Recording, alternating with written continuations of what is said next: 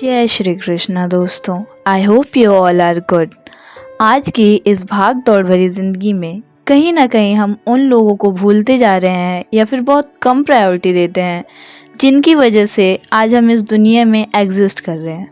हो सकता है कि इस कहानी को सुनने के दौरान आपकी आंखें नम हो जाएं। आज की जो कहानी है बेसिकली हमारे पेरेंट्स के ऊपर है। चलो शुरू करते हैं। सुमित एक स्कूल जाने वाला बच्चा था जिसकी माँ की सिर्फ एक आंख थी। वो अपनी माँ को सिर्फ एक आंख होने के कारण नापसंद करता था। वो हमेशा अपनी माँ से शर्मिंदा महसूस करता था और उसे स्कूल ले जाने के लिए जिद नहीं करता था।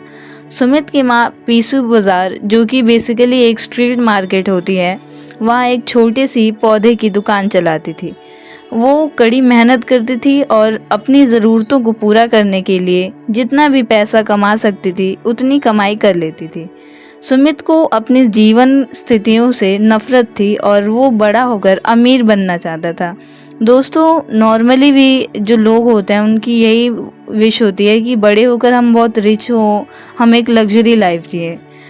एक दिन सुमित के स्कूल ने पेरेंट्स डे का आयोजन किया और सभी बच्चों से अपने माता पिता को स्कूल में आमंत्रित करने के लिए कहा गया। सुमित अपने दोस्तों के सामने हंसी का पात्र नहीं बनना चाहता था और इसलिए उसने अपनी माँ को आमंत्रित करने का फैसला नहीं किया।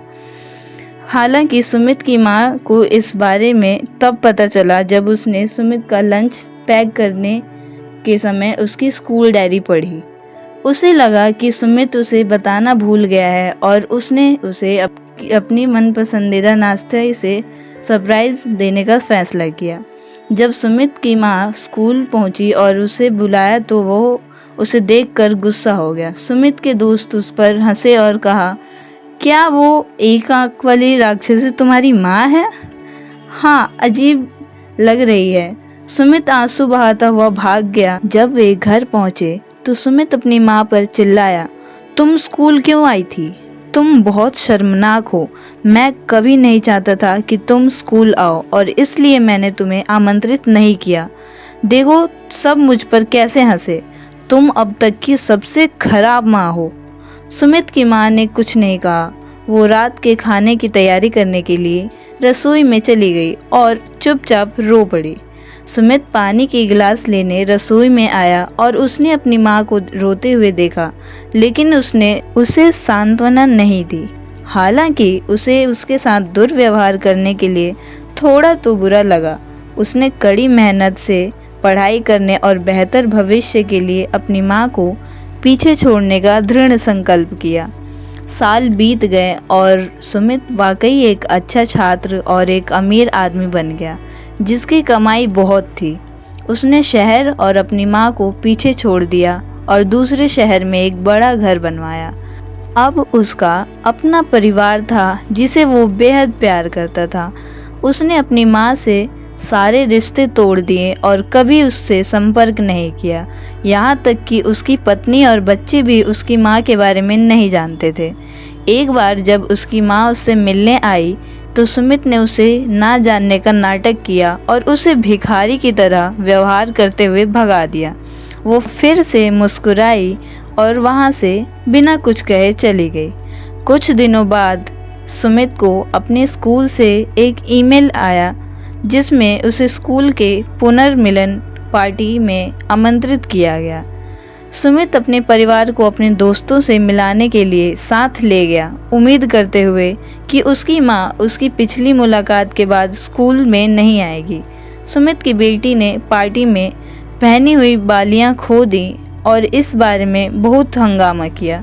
इसलिए सुमित ने उसके लिए नई बालियाँ खरीदने का फैसला किया।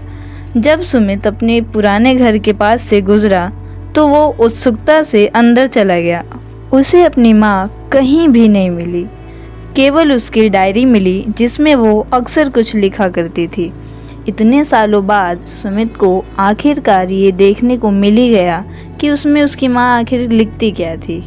सुमित को ये जानकर बहुत दुख हुआ कि उसकी माँ ने सुमित को अपनी दूसरी आंख दान कर दी थी जब वो बचपन में एक दुर्घटना में अपनी दूसरी आंख खो बैठा था।